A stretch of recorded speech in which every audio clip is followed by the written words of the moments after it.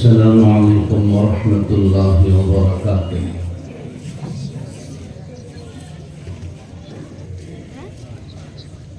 الحمد لله الذي أنزل الفرقان على عبده ليكون للعالمين نذيرا. الحمد لله الذي جعل في السماء بروجا وجعل فيها سراجا وقمرا منيرا. أما بعد فأعوذ بالله من الشيطان الرجيم. بسم الله الرحمن الرحيم.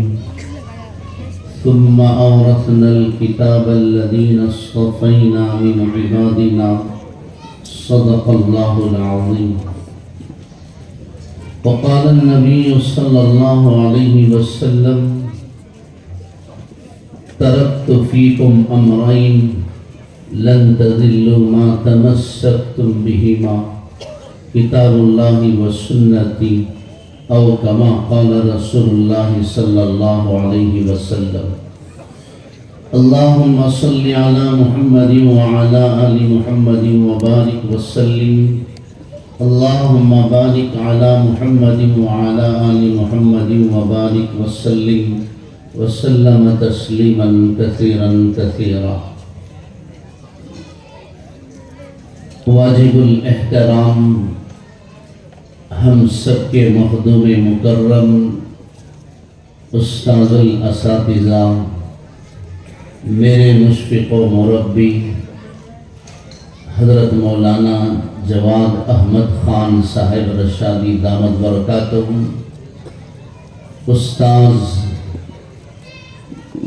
حدیث و فقہ دارالعلوم سبیل الرشاد بنگلور، رفیق محترم جانشین حکیم الملت حضرت مولانا احمد سیمان صاحب رشادی دامت برکاتہم، محتمم دارالعلوم سبیل الرشاد، ہم سب کے مخدوم مکرم آل ابو سعود کے ترجمان، ماہر فلکیات حضرت مولانا انیس احمد صاحب رشادی دامت برکاتہم، صدیق مکرم حضرت مولانا محمد انصر صاحب رشادی دامت برکاتہم، و دیگر قابل صد احترام حضرات علماء کرام و ائمہ اعظام و مہمانان ذی احتشام و نوجوانان اسلام اور عزیز طلباء، میں سب سے پہلے بارگاہ رب العزت میں سجدہ شکر ادا کرتے ہوئے میرے اور آپ کے آقا حضرت محمد مصطفیٰ صلی اللہ علیہ وسلم کی خدمت اعلیٰ و اقدس میں ہدیہ درود و سلام پیش کرتے ہوئے آج کی اس محفل کی رونق، آج کے اس عظیم الشان روحانی عرفانی نورانی بابرکت مبارک مقدس اجلاس کے دلہا ان تمام حفاظ کرام کی خدمت اعلیٰ و عرفہ میں ہدیہ تبریک پیش کرتے ہوئے اور ان کے تمام اساتذہ کرام بالخصوص محتمم مدرسہ میرے صدیق مکرم حضرت مولانا محمد انصر صاحب رشادی دامت برکاتہم اور ان حفاظ کے اہل خانہ بالخصوص ان کے ماں باپ کی خدمت میں دل کی گہرائیوں کے ساتھ مبارکباد پیش کرتے ہوئے میں قرآن اور حدیث کی روشنی میں ان کو یہ یقین دلانا چاہتا ہوں کہ یقیناً اللہ تعالیٰ نے آپ کے بچے کو قرآن مجید کی یہ نعمت عظمیٰ عطا فرما کر، اس نعمت سے سرفراز فرما کر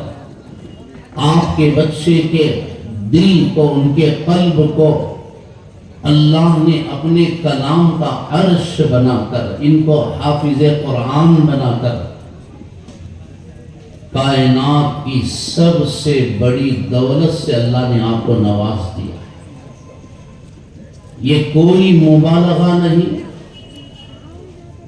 میں بالکل جانتا ہوں کہ میں ایسے شہر میں بیٹھ کر بات کر رہا ہوں جو مجھے لگتا ہے کہ یہ نہ صرف علم کا شہر ہے بلکہ اہل علم اور اکابر علماء کا شہر ہے۔ الحمدللہ جیسے ہی آج ہم حدود شہر میں داخل ہوئے، میرے چند ساتھیوں نے کہا کہ مولانا یہاں اکثر علماء کرام نظر آتے ہیں، قدم قدم پر کوئی نہ کوئی عالم دین نظر آتے ہیں۔ یہ حقیقت ہے۔ ابھی میں صدر اجلاس حضرت دامت برکاتہم سے اسی کے متعلق عرض کر رہا تھا کہ فی الحال دارالعلوم سبیل الرشاد میں جہاں تک مجھے علم ہے، میں نہیں سمجھتا کہ کرنول کے اور اس کے آس پاس کے علاقوں سے جو طلبہ دارالعلوم سبیل الرشاد کی طرف رجوع فرماتے ہیں اور وہاں آتے ہیں، شاید اس سے بڑی تعداد کسی اور علاقے اور ریاست کی نہیں ہوگی۔ میں مولانا کو بھی جانتا ہوں اور یہ بھی جانتا ہوں کہ ہر سال مولانا کے مدرسے سے تقریباً 10 15 20 طلبہ ہر سال عالمیت میں، مولوی کورس میں الحمدللہ دارالعلوم سبیل الرشاد میں داخلہ لیتے ہیں۔ تو میں ان اکابر علماء کرام کی موجودگی میں، حضرت دامت برکاتہم کی موجودگی میں یہ کہہ سکتا ہوں کہ اللہ تبارک و تعالیٰ نے ان بچوں کو جو دولت عطا فرمائی ہے، جو نعمت عطا فرمائی ہے، جس عزت و عظمت سے، جس کرامت و شرافت سے، جس فضیلت و خصوصیت سے ان بچوں کو اللہ نے سرفراز فرمایا ہے، امریکہ کے 100 صدر مل کر بھی ان بچوں کے جوتوں کو لگنے والی دھول کو بھی نہیں پہنچ سکتے۔ اس میں کوئی مبالغہ نہیں ہے۔ ثم اورثنا الکتاب الذین اصطفینا، یہ اللہ کا انتخاب ہے، یہ اللہ کے محبوب، معزز، مقرب، مجتبی اور منتخب بندے ہیں۔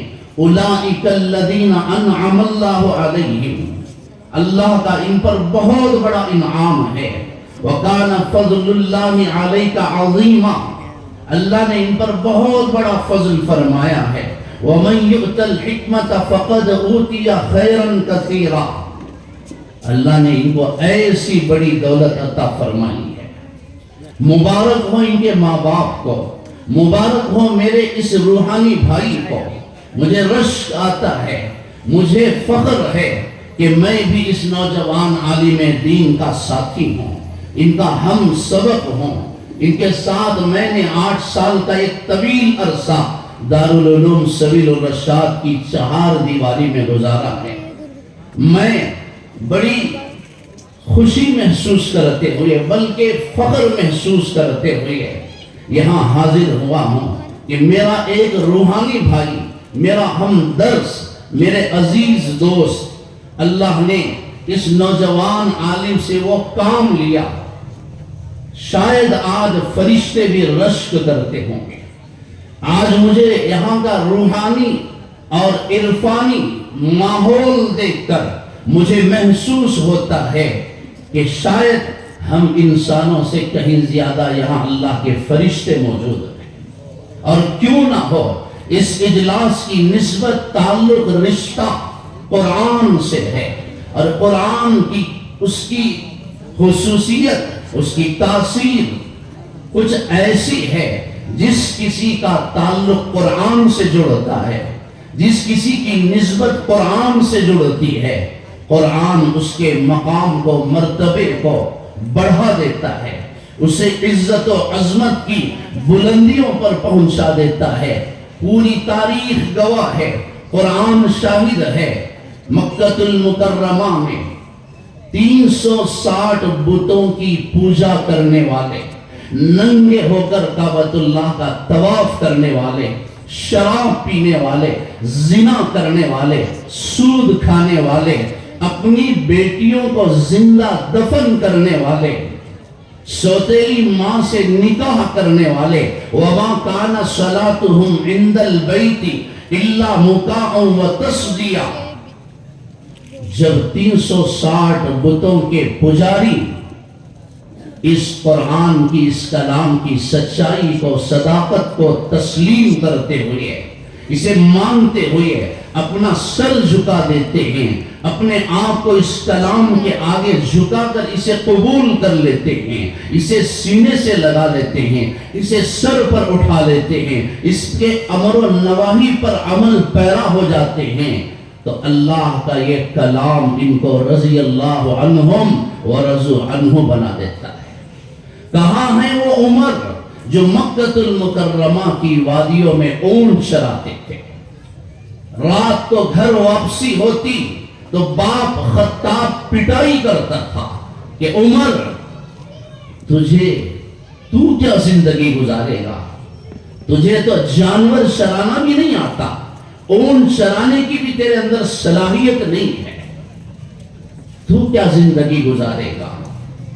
اور کہاں ہے وہ عمر جن کے بارے میں اللہ کے رسول صلی اللہ علیہ وسلم نے فرمایا نبوت کا، انبیاء کا سلسلہ ختم ہو چکا ہے، لا نبی بعدی ولا امت بعدکم، میں آخری نبی ہوں، تم آخری امت ہو۔ اے عمر، اگر میرے بعد اللہ کسی کو نبی بنا کر بھیجتا تو اس قابل تھا کہ اللہ تجھے نبی بنا کر بھیجتا۔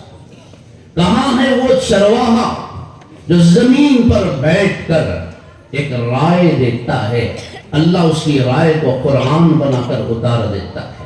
اِنَّا كُنَّا أَذَلَّ قَوْمٍ فَأَعَزَّنَا اللَّهُ بِهَذَا الْإِسْلَامِ۔ حضرت امیر المؤمنین عمر رضی اللہ عنہ کے یہ الفاظ ہیں، فرماتے ہیں کہاں ہے وہ دور کہ میں مکہ المکرمہ کی ان پہاڑیوں میں، ان وادیوں میں اونٹ چرایا کرتا تھا، آج اسلام کی برکت سے، قرآن کی برکت سے، محمد الرسول اللہ صلی اللہ علیہ وسلم کی برکت سے آج اللہ نے کیا عزت عطا فرمائی، آج وہی چرواہا امیر المؤمنین بن چکا ہے۔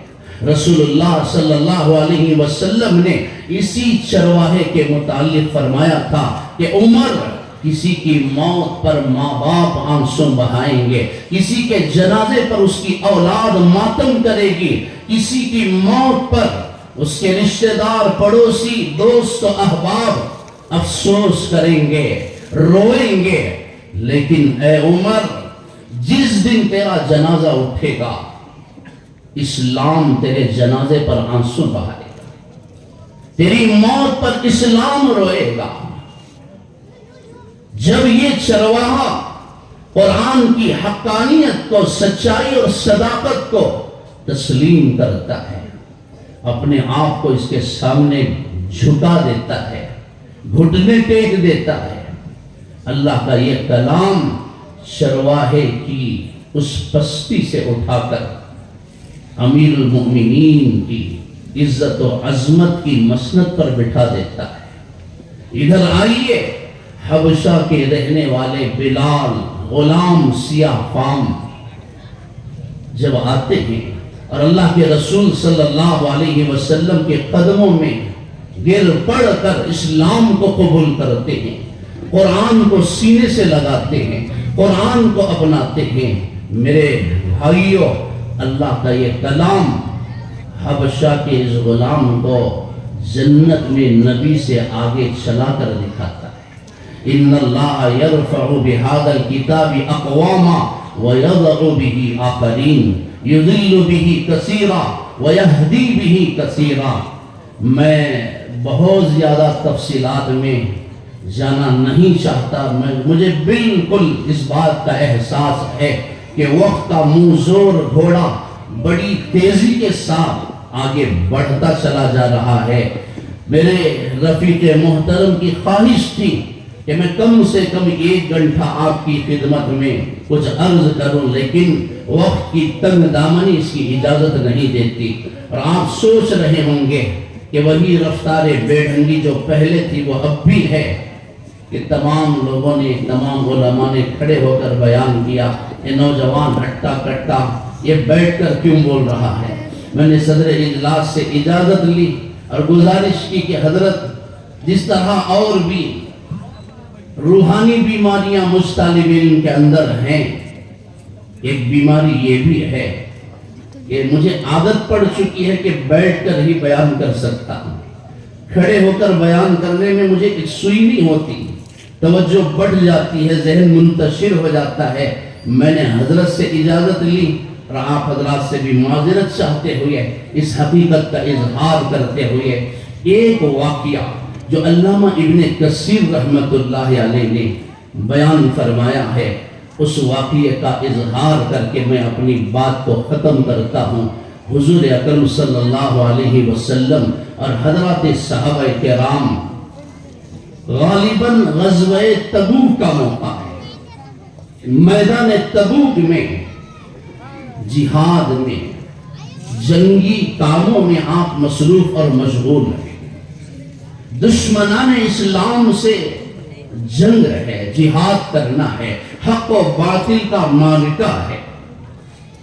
حضور اکرم صلی اللہ علیہ وسلم بھی ایک مزدور کی طرح کام میں لگے ہیں۔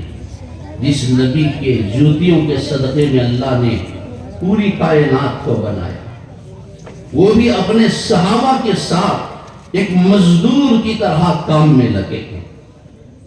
اچانک حضرات صحابہ کرام کو محسوس ہوتا ہے کہ سورج کے نور میں، اس کے اجالے میں، اس کی کرنوں میں، اس کی شعاؤں میں، اس کی روشنی میں اضافہ ہو گیا۔ اچانک روشنی بڑھتی چلی گئی اور اجالا پھیلتا چلا گیا۔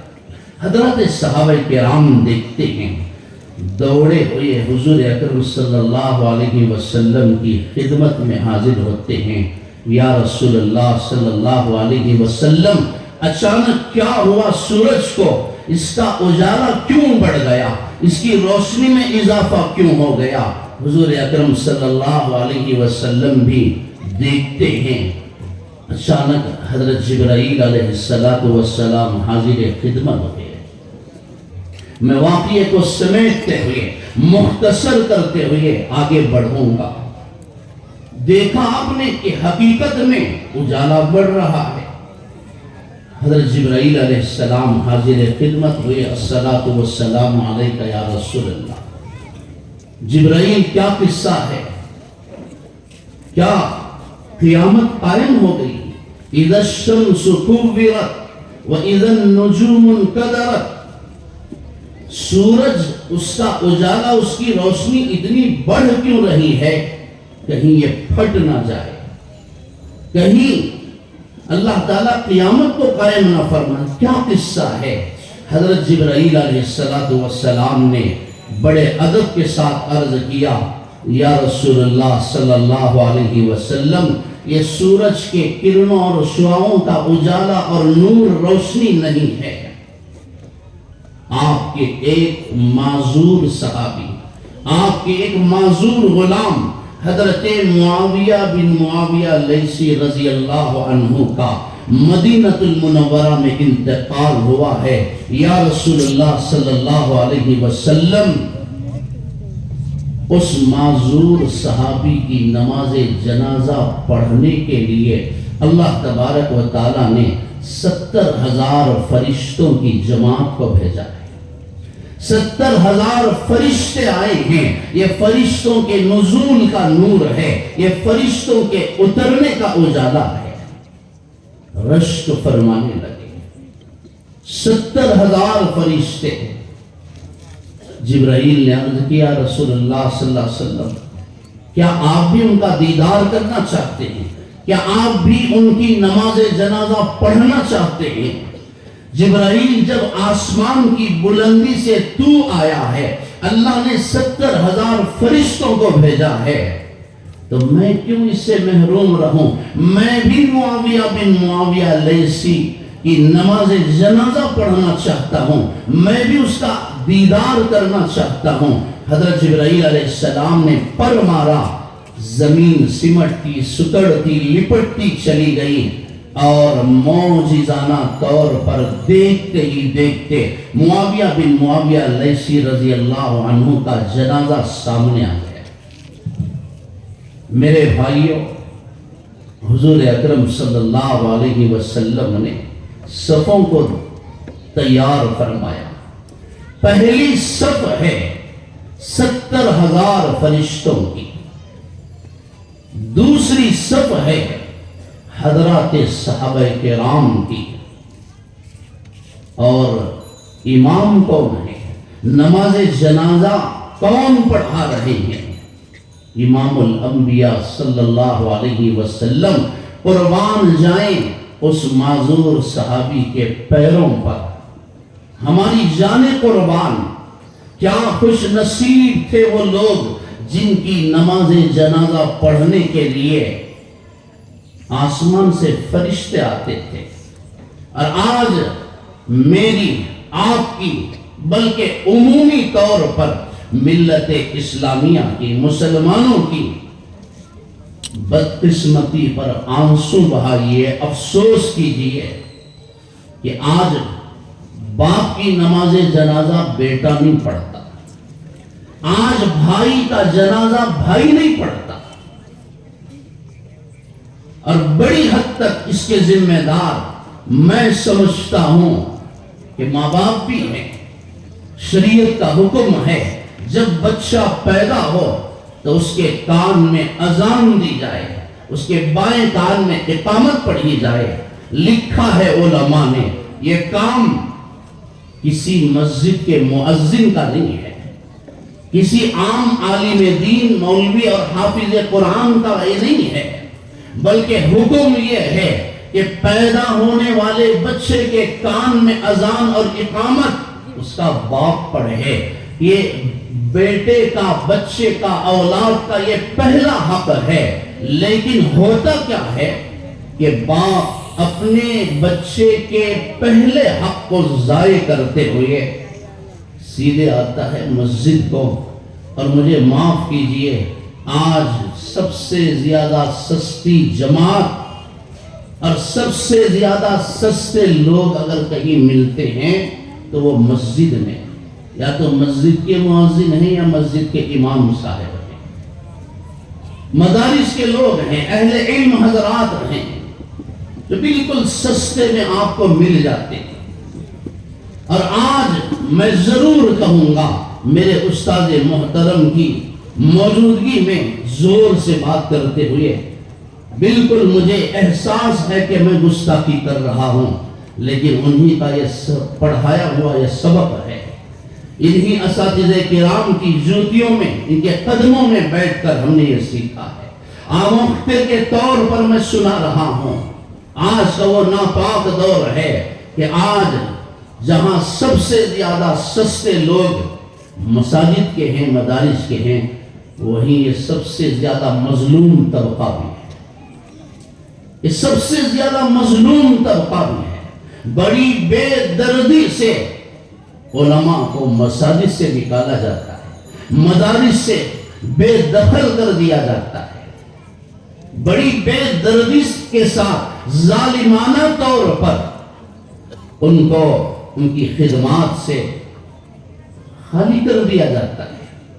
بڑے درد دل کے ساتھ وہ لوگ چلے جاتے ہیں، انتشار نہیں کرتے، فتنہ نہیں مچاتے، اللہ کی ذات پر یقین اور اعتماد کرتے ہوئے، کیونکہ ان کے سامنے حضرت محمد مصطفیٰ صلی اللہ علیہ وسلم کی حیات طیبہ ہے کہ میرے نبی کو، میرے آقا کو مکے کے لوگوں نے بغیر کسی قصور کے ان کے اپنے شہر سے نکالا تھا۔ یہ سنت قیامت تک چلے گی، یہ سلسلہ قیامت تک چلے گا۔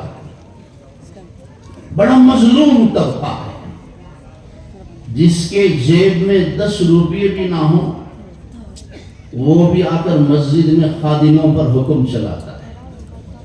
جس کا گھر میں اس کی بیوی پر بھی نہیں چلتا، سستے لوگ ہیں، چلو مسجد کے خادم لوگ ہیں ان پر حکم چلائیں، روبداری کریں۔ غرض یہ الگ عنوان ہے۔ اب باپ آتا ہے، مسجد کے مؤذن کو لے کر گیا اور جا کر بچے کے کان میں اذان پڑھوا دیا۔ علماء فرماتے ہیں اس طرح ایک باپ اپنی اولاد کا، اس کی دنیا کا سب سے پہلا حق ضائع کرتا ہے۔ اب اللہ کا یہ اصول ہے، یہ سنت اللہ ہے، یہ قانون خداوندی ہے، کما تدین تدان۔ ایک بدبخت نوجوان بیٹا اپنے باپ کو بڑی گستاخی کے ساتھ، بڑی بے رحمی کے ساتھ اسے ذلیل کرتے ہوئے، اس کی توہین تحقیر کرتے ہوئے، اس کا گریبان چاک کرتے ہوئے، اسے مارتے پیٹتے ہوئے گھر سے باہر لے کر آیا، صحن میں آیا، آنگن میں آیا، گلی میں، سڑک کے اندر آیا۔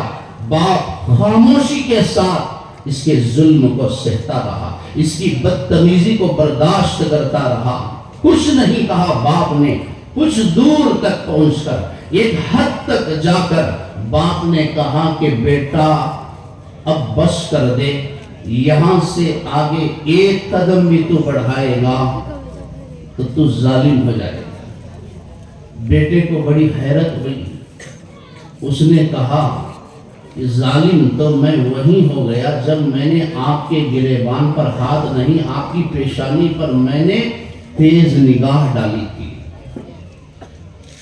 وہاں میں تھوڑی شیخ عبد القادر جیلانی تھا، وہاں تھوڑی میں خواجہ معین الدین چشتی تھا۔ ظالم تو میں گھر کے اندر ہی ہو گیا، آپ نے وہاں کچھ نہیں کہا، خاموش رہے۔ یہاں تک پہنچ کر کہتے ہو کہ خاموش اور بس کر، آگے ایک قدم بھی نہ بڑھا۔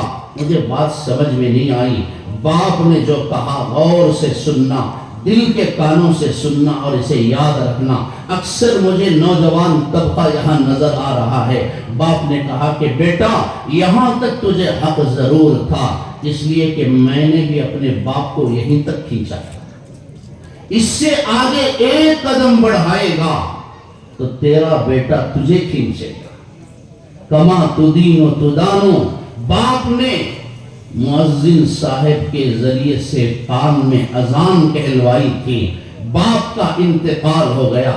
اب جنازہ تیار، مسجد کو لایا جاتا ہے۔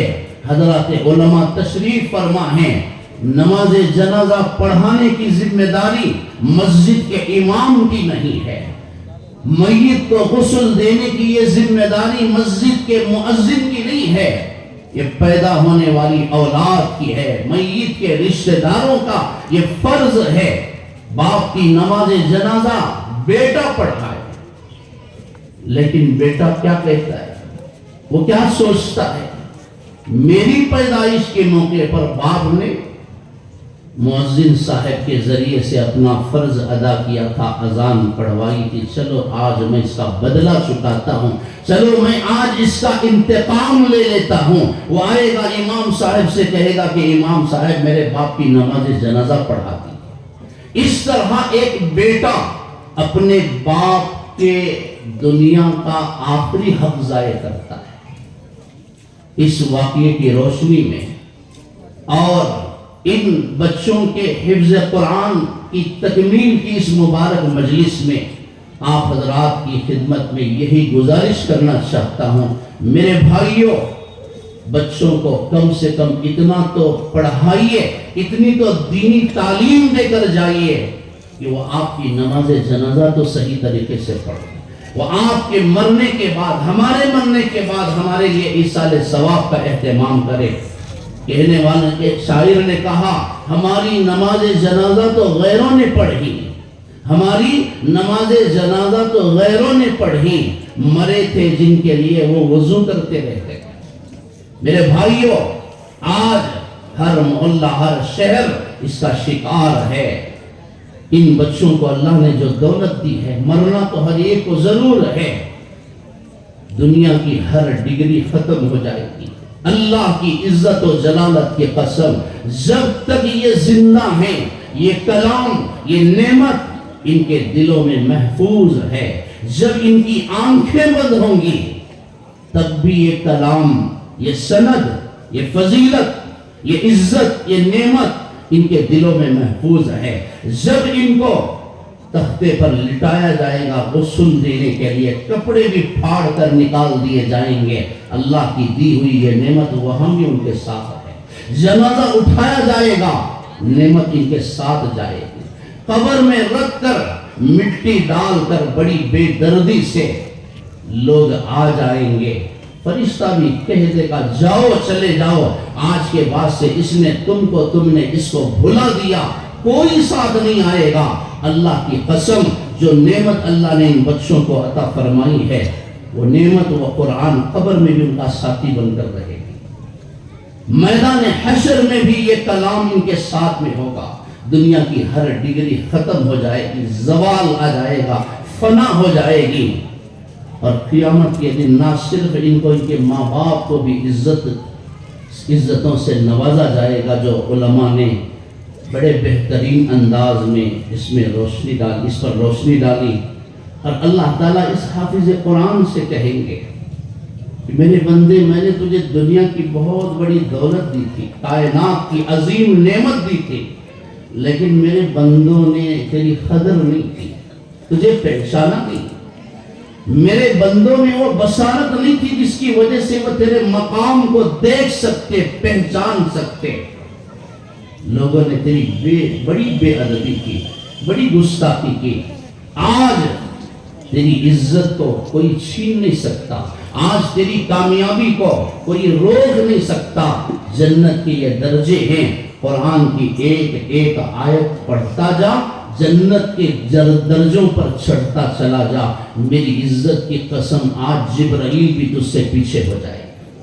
میرے بھائیوں، اللہ مبارک کرے ان بچوں کو، ان کے ماں باپ کو، اللہ نے اس نعمت سے ان کو سرفراز فرمایا ہے۔ غرض حضور اکرم صلی اللہ علیہ وسلم نے نماز جنازہ ادا فرمائی، پوچھا جبرائیل آخر اس کی نیکی کیا ہے، آخر یہ کرتا کیا تھا، اللہ نے اسے یہ عزت کیوں عطا فرمائی؟ اس پر غور کرنا۔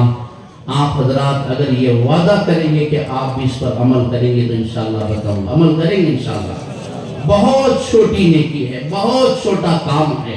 جبرائیل علیہ السلام نے عرض کیا، اے اللہ کے رسول صلی اللہ علیہ وسلم، اللہ نے جو کلام آپ پر نازل فرمایا ہے، جو قرآن اللہ نے آپ پر اتارا ہے، اس کی چھوٹی سی سورت ہے سورہ اخلاص۔ قل هو اللہ احد اللہ الصمد لم یلد ولم یولد ولم یکن لہ کفوا احد۔ آپ کے یہ معذور صحابی، آپ کے یہ معذور غلام اس سورت سے بڑی محبت فرمایا کرتے تھے، چلتے پھرتے اٹھتے بیٹھتے اس کی تلاوت کیا کرتے تھے۔ سورہ اخلاص کی محبت نے آپ کے اس معذور غلام کو وہ عزت عطا فرمائی ہے۔ سورہ اخلاص چھوٹی سی سورت ہے، کسی کو نہیں معلوم کہ مومن قاری نظر آتا ہے، حقیقت میں ہے قرآن۔ جب سورہ اخلاص سے محبت کرنے کا یہ نتیجہ ہے، میرے بھائیوں ذرا سوچو، یہ سارا قرآن آپ کے گھر آیا ہے، آپ کے شہر میں ہے، یہ چلتا پھرتا قرآن ہے۔ اگر قوم، ملت، امت اس قرآن کی عزت کرے گی تو اللہ ان کو کیا نوازنے والا ہے۔ زندگی میں اس بات کی کوشش کریں، ہم کسی بھی حافظ قرآن کا جو احترام کرتے ہیں، جو ان کا اکرام کرتے ہیں، ان کی صورت کو، شخصیت کو، ان کے حسب نسب کو دیکھ کر نہیں، بلکہ ہم ہر حافظ قرآن کا، ہر عالم دین کا احترام اس لیے کریں گے کہ اللہ نے ان کے دل کو اپنے کلام کا عرش بنایا ہے۔ کسی آسمانی کتاب کو یہ عزت حاصل نہیں ہوئی۔ تورات کی 10 تختیاں اللہ تعالیٰ نے حضرت موسیٰ علیہ السلام کو عطا فرمائی۔ قاضی ثناء اللہ صاحب پانی پتی رحمت اللہ علیہ تفسیر مظہری میں لکھتے ہیں وَكَتَبْنَا لَهُ فِي الْأَلْوَاحِ مِنْ كُلِّ شَيْءٍ مَوْعِظَةً وَتَفْصِيلًا لِكُلِّ شَيْءٍ فَخُذْهَا بِقُوَّةٍ۔ حضرت قاضی صاحب لکھتے ہیں کہ 10 تختیاں، ایک تختی 10 ہاتھ لمبی تھی۔ حضرت موسیٰ علیہ السلام کا جو قد تھا 10 ہاتھ لمبا، ایک تختی تورات کی 10 ہاتھ لمبی، اس طرح کی 10 تختیاں اللہ تعالیٰ نے حضرت موسیٰ علیہ السلام کو عطا فرمائی۔ اور لکھا ہے کہ ایک تختی کے پڑھنے میں 1 سال کا عرصہ لگتا تھا۔ پوری تورات کو صرف 4 نبیوں نے پڑھی ہے، میں تفصیل میں نہیں جاؤں گا۔ ایک تختی کو پڑھنے میں 1 سال کا عرصہ، 10 تختیوں کو پڑھنے میں 10 سال بیت جاتے تھے۔ قربان جائیں حضرت محمد مصطفیٰ صلی اللہ علیہ وسلم کی جوتیوں پر، اللہ نے آپ کی برکت سے، آپ کے صدقے سے اللہ نے یہ امت کو کیا عزت عطا فرمائی۔ اس امت کا 10 سال کا بچہ 30 تختیوں کو 30 پاروں کو 10 مہینے میں حفظ کر لیتا ہے۔ 10 مہینے میں پورے قرآن کو یاد کر لیتا ہے۔ کسی کتاب کو اللہ نے وہ عزت نہیں عطا فرمائی۔ اور مجھے بڑی خوشی ہوئی میرے اس روحانی بھائی پر، ان کے مدرسے پر، ان کی کارگزاری کو سن کر 2 بچوں نے ایک بیٹھک میں پورے قرآن کو سنایا۔ یہ تو کئی مدارس کا خواب ہوتا ہے۔ میں نے مولانا سے پوچھا اب تک کتنے بچے یہاں سے فارغ ہوئے ہیں؟ 76، 70 پر 6 بچے۔ حضرت ابو ہریرہ رضی اللہ عنہ سے اللہ کے رسول نے فرمایا تیری وجہ سے کسی ایک کو ہدایت مل جائے تو ابو ہریرہ تیری نجات کے لیے کافی ہے۔ اللہ اس عالم دین کو، ان کے اساتذہ کو اور اس مدرسے کے معاونین کو اللہ کیا اجر دیتا ہوگا جنہوں نے 76 حافظ قرآن بنائے۔ رشک آتا ہے میرے اس روحانی بھائی کے خدمات پر، میں ان کی خدمات کو سلام کرتا ہوں۔ نام کے مدرسے کے نام کا یہ اثر ہے، دار السعود، شاید کسی کا اثر ہے، ہمیں فخر ہے۔ میرے بھائیوں، یہ کوئی مبالغہ نہیں، ہم نے ایسے اساتذہ کرام کی سرپرستی حاصل کی اور ایسے اساتذہ کے قدموں میں بیٹھنے کا ہمیں شرف اللہ نے عطا فرمایا اور ان کی جوتیاں سیدھی کرنے کی اللہ نے توفیق عطا فرمائی، جنہوں نے زندگی کا بڑا حصہ 35 سال، 40 سال، 50 سال مدرسے کی 4 دیواری میں، گمنامی میں، شہرت کی دنیا سے بہت دور، دنیا کی چکا چوند سے بہت غائب ہو کر انہوں نے زندگی گزاری۔ کہنے والوں نے کہا مجہولون معروفون فی الارض مجہولون فی السماء، معروفون فی الارض مجہولون فی السماء، مجہولون فی الارض معروفون فی السماء۔ اللہ کے کچھ بندے وہ ہوتے ہیں جو زمین میں بڑے مشہور ہوتے ہیں، زمین میں، ریاست میں، ملک میں، شہر میں ہر کوئی ان کو جانتا ہے، سلام کرتا ہے، ان کی عزت افزائی کرتا ہے، لیکن آسمان کی دنیا میں ان کو کوئی نہیں جانتا۔ آسمان کی دنیا میں کوئی ان کی شناخت نہیں، کوئی ان کی پہچان نہیں۔ اور بہت سارے اللہ کے بندے وہ ہیں کہ زمین میں ان کو کوئی نہیں جانتا، کوئی نہیں پہچانتا، آسمان کی مخلوقات ان کو سلام کرتی ہے اور ان کا احترام کرتی ہے۔ آسمان کی دنیا میں ان کے بڑے چرچے ہوتے ہیں۔ بلا مبالغہ ایسے ہی اساتذہ کرام کی جوتیوں میں بیٹھ کر مجھے بھی مولانا انصر صاحب رشادی اور دیگر ہمارے روحانی بھائی بڑی تعداد مجھے یہاں نظر آ رہی ہے، کچھ پڑھنے کا، کچھ سیکھنے کا، کچھ بولنے کا، کچھ لکھنے کا اللہ نے ہمیں یہ موقع عطا فرمایا، یہ شرف عطا فرمایا۔ ہمارے اساتذہ کرام ہمارے لیے ہر چیز میں نمونہ ہے۔ اسی طرح انہوں نے مدرسے کی چہار دیواری میں چھپ کر اپنے آپ کو دنیا سے دور رکھ کر شہرت سے، چرچوں سے وہ غائب رہ کر چند طلباء کو، بلکہ ہزاروں طلباء کو انہوں نے تیار کر کے بھیجے۔ آج نہ صرف ملک میں بیرونی ممالک میں بھی دارالعلوم سبیل الرشاد کا جھنڈا لہراتا ہے۔ دارالعلوم سبیل الرشاد کے طلباء آپ کو اللہ کے دین کی خدمت کرتے ہوئے ملیں گے۔ کہاں آتماپور شہر اور کہاں مدینہ المنورہ، کہاں مکہ المکرمہ، اللہ کا کلام یہاں تک پہنچ گیا۔ حضور اکرم صلی اللہ علیہ وسلم ایک غزوے سے واپس آئے، آپ کی عادت شریفہ تھی بیٹی کے گھر تشریف لے جاتے تھے، حسب معمول آپ گئے، بچی سر سینے پر رکھ کر رونے لگی۔ ماں یبکی کی یا فاطمہ، بیٹی کیوں روتی ہے، کیا درد ہے، کیا تکلیف ہے؟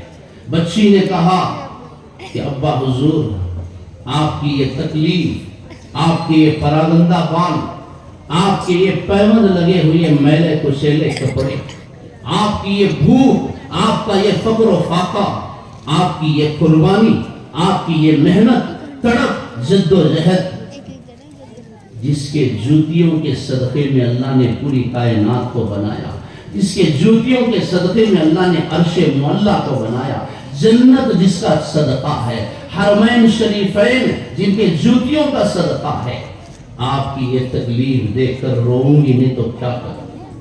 تکلیف ہوتی ہے۔ میرا باپ کتنی محنت پڑتا ہے، میرا باپ کتنی جد و جہد کرتا ہے، آپ کا یہ پیٹ پیٹ سے لگ چکا ہے، آپ پیٹ پر پتھر باندھ کر جاتے ہیں، آپ کا یہ مجاہدہ مجھے تڑپا دیتا ہے۔ اس موقع پر بچی کو، بیٹی کو تسلی دیتے ہوئے میرے اور آپ کے آقا حضرت محمد مصطفیٰ صلی اللہ علیہ وسلم نے فرمایا، تسلی دی، میری بیٹی مت رو، تیرے باپ کی محنت بیکار نہیں ہوگی، تیرے باپ کی قربانی ضائع نہیں ہوگی، تیرے باپ کا یہ مجاہدہ اللہ اسے بیکار نہیں کرے گا۔ بیٹی، ایک وقت آئے گا تیرے باپ کا لایا ہوا یہ دین، یہ کلام، یہ پیغام، یہ شریعت، یہ کلمہ، یہ دعوت دنیا کے ہر کھال و بال کے گھر میں پہنچ کر رہے گی، ہر جھونپڑ پٹی میں، ہر نشیب و فراز میں، ہر پستی اور بلندی میں تیرے باپ کا کلمہ پڑھا جائے گا، تیرے باپ کا لایا ہوا یہ کلام ہر گھر تک پہنچے گا، ہر فرد تک پہنچے گا۔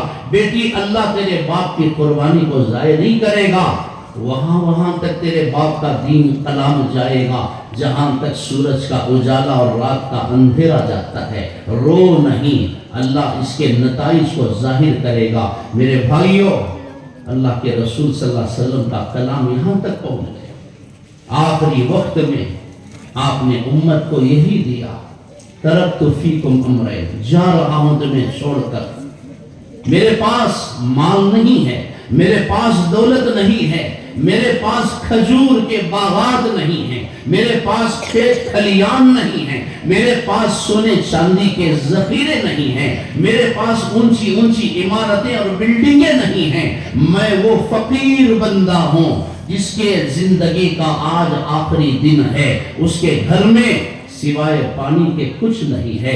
آج میں وہ فقیر بندہ ہوں جو آخری رات میں اپنے گھر میں گزارنا چاہتا ہوں، گزار کے جا رہا ہوں۔ میرے گھر میں چراغ تو ہے لیکن اسے جلانے روشن کرنے کے لیے تیل نہیں ہے۔ ایسا فقیر تم کو کیا دے سکتا ہے جس کے پاس کھانے کے لیے کھانا نہ ہو؟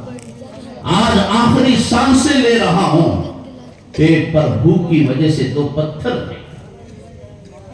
ہاں، کائنات کی سب سے بڑی دولت تمہیں دے کر جا رہا ہوں، ایک اللہ کا کلام ہے، دوسرا میری طرز زندگی، طرز حیات، میرا اسوہ حسنہ، میری حیات طیبہ، میری سنت، میرا کردار، میرے اخلاق، میرے اطوار، میری زندگی کے صبح شام میں تمہارے سامنے تمہارے حوالے کر کے جا رہا ہوں۔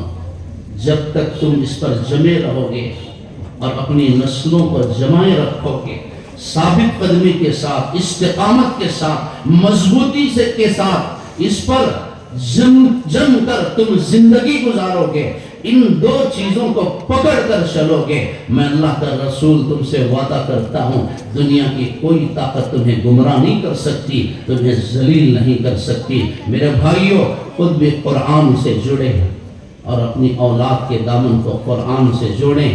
بہت ناپاک دور میں ہم زندگی گزار رہے ہیں، ہزاروں نہیں لاکھوں بچیاں مرتد ہو رہی ہیں، ہزاروں لاکھوں بچے نشہ میں مبتلا ہو رہے ہیں۔ ان حالات میں ہماری نسلوں کے ایمان اور عقیدے کی، ان کی عزت و عصمت کی اگر حفاظت ہو سکتی ہے تو انہی مدارس عربیہ میں، انہی مکاتب دینیہ میں اور انہی علماء کرام کے قدموں میں اس کا تحفظ ہو سکتا ہے۔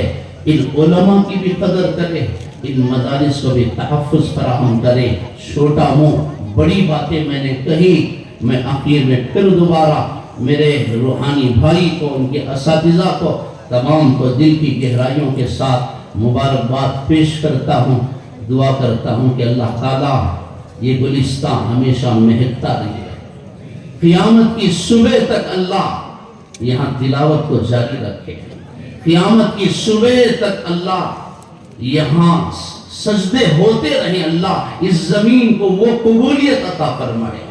یہاں سے جیسے یہ حفاظ فارغ ہوئے ہیں، اسی طرح علماء، عباد، زہاد، اتقیاء، اسفیاء، اولیاء یہاں سے پیدا ہوں، سارے عالم میں اس ادارے کے فیض کو اللہ پہنچائے۔ وآخر دعوانا ان الحمد للہ رب العالمین۔